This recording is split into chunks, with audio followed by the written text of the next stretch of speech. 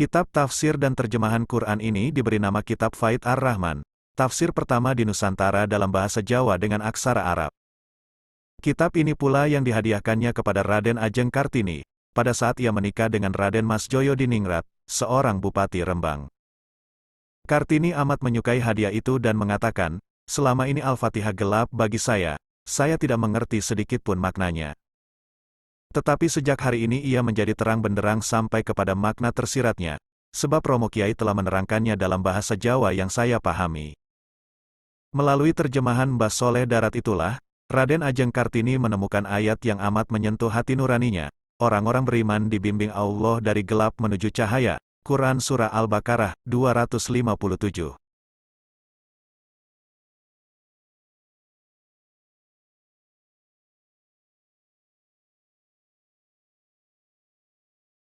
Assalamualaikum warahmatullahi wabarakatuh.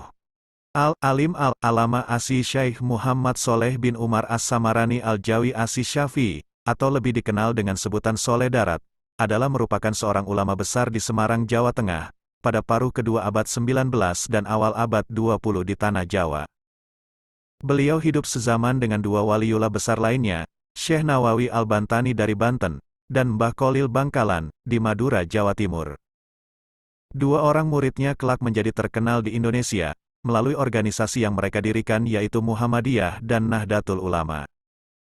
Beliau lahir di Desa Kedung Jumbleng, Kecamatan Mayong, Kabupaten Jepara pada sekitar tahun 1820 Masehi atau 1235 Hijriah, dengan nama Muhammad Soleh. Dalam kitab-kitab yang ditulisnya, sering menggunakan nama Syekh Haji Muhammad Soleh bin Umar Al-Samarani. Penambahan kata darat pada akhir nama beliau, disebabkan beliau tinggal di daerah yang bernama Darat, yaitu suatu daerah di pantai utara Semarang, tempat mendarat pelancong dari luar Jawa. Kini, nama Darat tetap lestari dan dijadikan prasasti nama kampung, Nipa Darat dan Darat Tirto. Saat ini Kampung Darat masuk dalam wilayah Kelurahan Dadap Sari, Kecamatan Semarang Utara. Kiai Haji Soleh Darat merupakan sosok ulama yang memiliki andil besar dalam penyebaran Islam di pantai utara Jawa, khususnya di Semarang. Ayahnya yaitu Kiai Haji Umar, adalah seorang ulama besar dan pejuang Islam, yang dipercaya Pangeran Diponegoro dalam Perang Jawa, melawan Belanda di wilayah pesisir utara Jawa. Selain menimba ilmu dari ayahnya sendiri, Kiai Soleh Darat juga menimba ilmu di pesantren-pesantren pada zamannya. Beliau banyak bertemu dengan kiai-kiai masyhur yang dikenal memiliki kedalaman serta keluasan ilmu batin, dan kemudian menjadi gurunya. Setelah mendapat bekal ilmu agama dari ayahnya, Soleh kecil mulai mengembara, belajar dari satu ulama ke ulama lain. Tercatat Kiai Haji Muhammad Syahid Waturaja, ulama besar di Waturoyo, Pati, Jawa Tengah. Kiai Haji Muhammad Syahid merupakan cucu dari Syekh Ahmad Mutamakin, seorang ulama asal desa Kajen, Margoyoso, Pati, Jawa Tengah yang hidup pada zaman Mataram Kartosuro pada sekitar abad ke-18.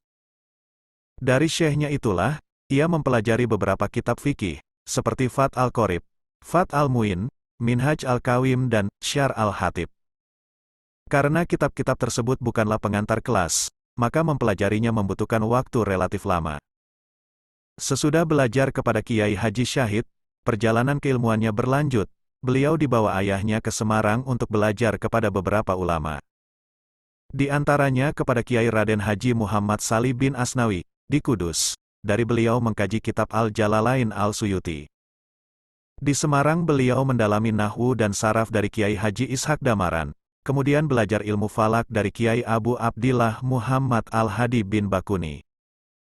Berlanjut kepada Ahmad Bafaqih, Balawi, demi mengkritisi kajian Jauhara at-Tauhid buah karya Syekh Ibrahim Al-Lakani, dan Minhaj Al-Abidin karya Al-Ghazali. Masih di kota Semarang, kitab Masail As-Sittin karya Abu Al-Abbas Ahmad Al-Misri, sebuah depiksi tentang ajaran dasar Islam yang populer di Jawa sekitar abad ke-19, dicernanya dengan tuntas dari Syekh Abdul Al-Ghani Bima. Tak pernah puas dan selalu haus ilmu, itulah sifat setiap ulama, demikian pula beliau, nyantri kepada Kiai Syada, dan Kiai Murtadla pun dijalaninya, yang kemudian menjadikannya sebagai menantu. Ayahnya Kiai Haji Umar, sangat berniat menjadikan anaknya itu seorang ulama, yang berpengetahuan sekaligus berpengalaman, ke arah ilmu pengetahuan telah dilaluinya di pondok pengajian pendidikan. Untuk memperoleh pengalaman, harus melalui berbagai jurusan. Seseorang yang berpengetahuan tanpa pengalaman adalah kaku. Sebaliknya seseorang yang berpengalaman tanpa pengetahuan yang cukup, adalah ibarat tumbuh-tumbuhan hidup di tanah gersang. Seseorang yang berhasil menghimpunkan pengetahuan dan pengalaman hidup, yang demikianlah yang diperlukan oleh masyarakat Islam sepanjang zaman. Oleh hal-hal tersebut, ayahnya telah mengajak Soleh Darat merantau ke Singapura. Beberapa tahun kemudian, bersama ayahnya, beliau berangkat ke Mekah untuk menunaikan ibadah haji. Setelah menikah, Soleh Darat merantau ke Mekah. Di Tanah Haram, dia berguru kepada ulama-ulama besar, antara lain Syekh Muhammad Al-Mukri, Syekh Muhammad bin Sulaiman Hasbullah Al-Maki, Sayyid Ahmad bin Zaini Dahlan, Syekh Ahmad Nahrawi, Sayyid Muhammad Salen bin Sayyid Abdurrahman Az-Zawawi, Syekh Zahid, Syekh Umar As-Syami, Syekh Yusuf Al-Misri dan lain-lain. Karena kecerdasan, kealiman dan keluasan ilmu serta kemampuannya, akhirnya Soleh Darat mendapat ijazah dari beberapa gurunya untuk mengajar di Mekah. Selama di Mekah inilah beliau didatangi banyak murid, terutama dari kawasan Melayu Indonesia. Beberapa tahun kemudian Soleh Darat kembali ke Semarang, karena ingin kembali ke tanah airnya. Beliau kemudian mendirikan pesantren di kawasan Darat, Semarang, dan karenanya beliau dikenal sebagai Kiai Soleh Darat. Kepada murid-muridnya, beliau selalu menyarankan agar mereka giat menuntut ilmu. Menurut beliau, inti Quran adalah dorongan kepada umat manusia, untuk menggunakan seluruh potensi akal budi dan hatinya, guna memenuhi tuntutan kehidupan dunia dan akhirat.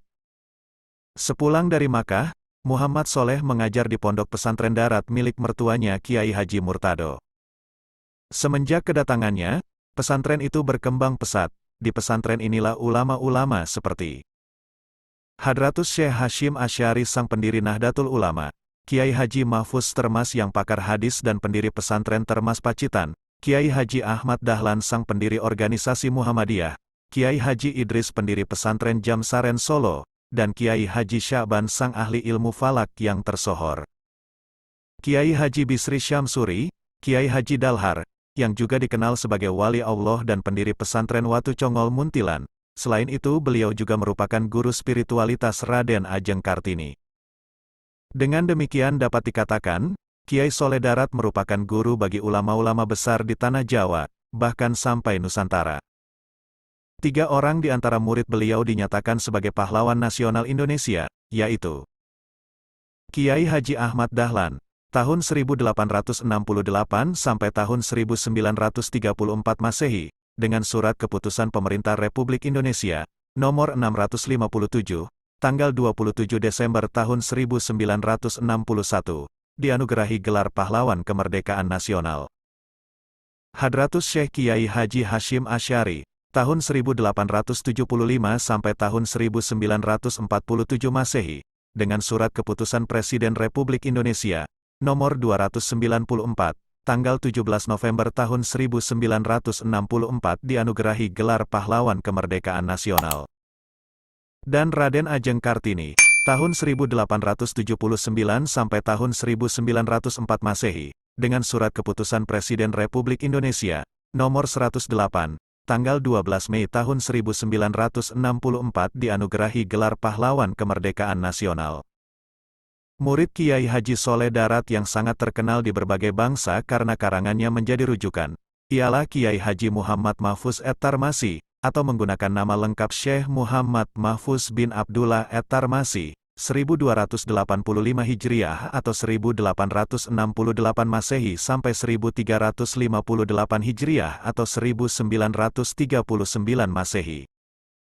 2 buah karyanya yang besar dan sangat terkenal dalam bahasa Arab ialah Muhibah Zawin Nazar Syarah Kitab Bafadal merupakan kitab fikah mazhab Syafi'i yang ditulis dalam 4 jilid.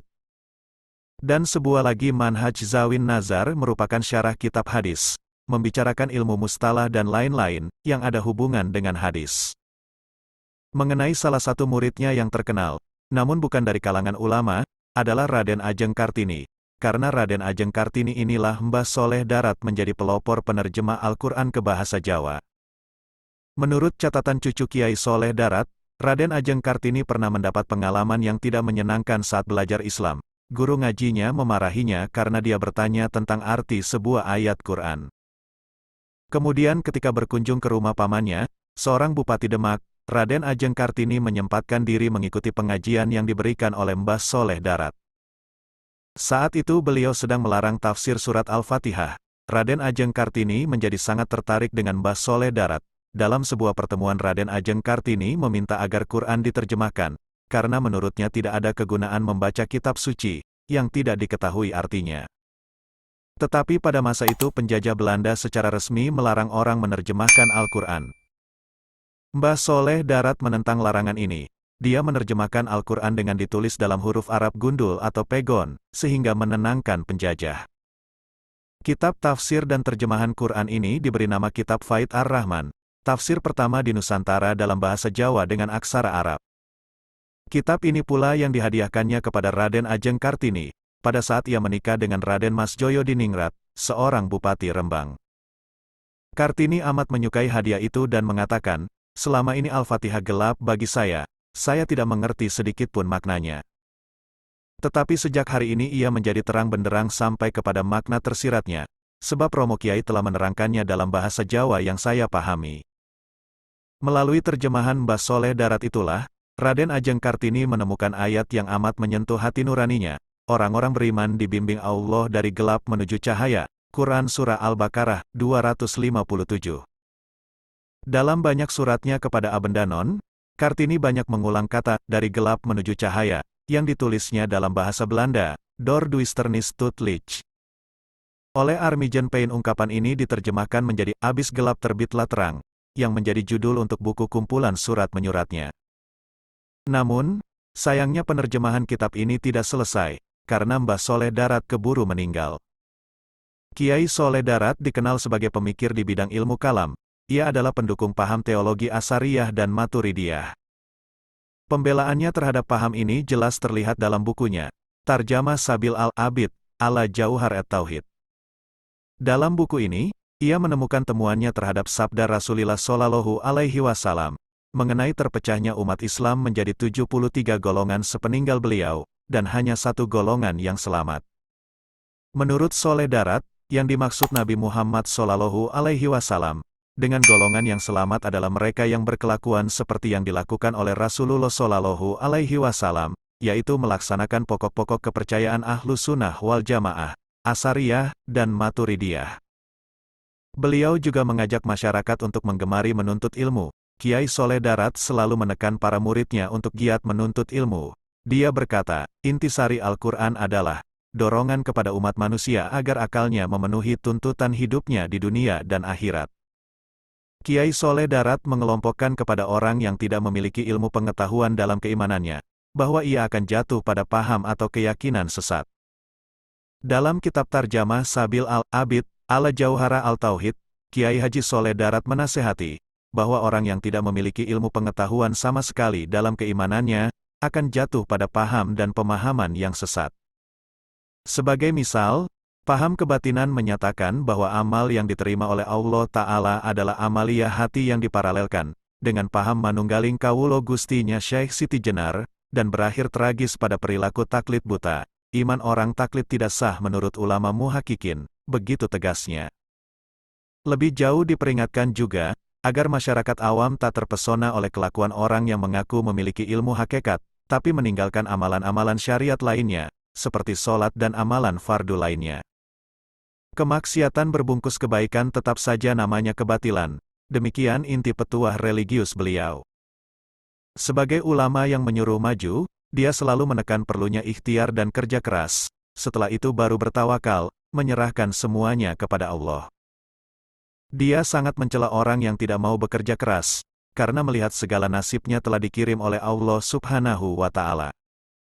Ia juga tidak setuju dengan teori kebebasan manusia yang menempatkan manusia sebagai pencipta hakiki atas segala perbuatan. Tradisi berpikir kritis dan melarang ilmu agama ini terus dikembangkan hingga akhir hayatnya. Beliau adalah sosok yang sederhana dan bersahaja. Kesederhanaan yang ditopang kebersahajaan pribadinya, membuatnya selalu merendah dan menyebut dirinya sebagai orang Jawa yang tak faham seluk-beluk centang perenang bahasa Arab.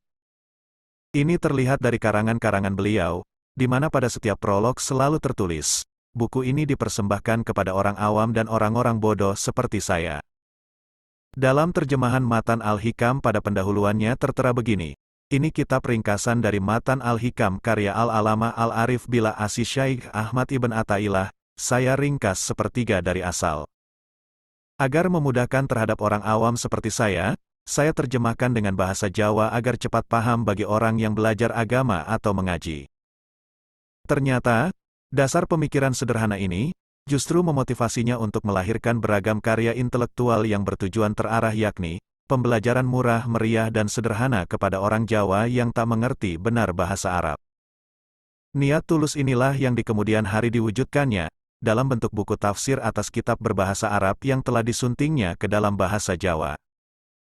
Di antara karangan Kiai Haji Syekh Soleh Darat As-Samarani yang telah diketahui adalah seperti berikut. Kitab Majmu'ah Asy Syariah Al-Kafiyah li Al-Awam, isinya membicarakan ilmu-ilmu syariat untuk orang awam. Kitab Munjiat, kandungannya tentang tasawuf, merupakan petikan perkara-perkara yang penting dari kitab Ihya Ulum ad-Din karangan Imam Al-Ghazali. Kitab Al-Hikam, kandungannya juga tentang tasawuf, merupakan petikan perkara-perkara yang penting daripada kitab Hikam karangan Syekh Ibnu Athaullah Al-Askandari. Kitab Lataif et-Taharah, kandungannya membicarakan tentang hukum bersuci. Kitab Manasik Al-Hajj, kandungannya membicarakan tata cara mengerjakan haji. Kitab Es-Salah, kandungannya membicarakan tata cara mengerjakan sembahyang. Tarjamah Sabil Al-Abid ala Jauhara et-Tauhid, kandungannya membicarakan akidah ahli sunnah wal jamaah, mengikut pegangan Imam Abul Hasan Al-Asy'ari dan Imam Abu Mansur Al-Maturidi. Mursyid Al-Wajiz, kandungannya membicarakan tasawuf atau akhlak. Minhaj Al-Atqiyah, kandungannya juga membicarakan tasawuf atau akhlak. Kitab Hadis Al-Miraj, kandungannya membicarakan perjalanan Nabi Muhammad SAW, dari Mekah ke Baitul Maqdis dan selanjutnya hingga ke Mustawa menerima perintah sembahyang 5 kali sehari semalam. Kitab ini sama kandungannya dengan Kifayah Al-Muhtaj karangan Syekh Daud bin Abdullah Al-Fatani. Kitab Faidir Rahman, kandungannya merupakan terjemahan dan tafsir Al-Quran ke dalam bahasa Jawa. Kitab ini merupakan terjemahan dan tafsir Al-Quran yang pertama dalam bahasa Jawa di dunia Melayu.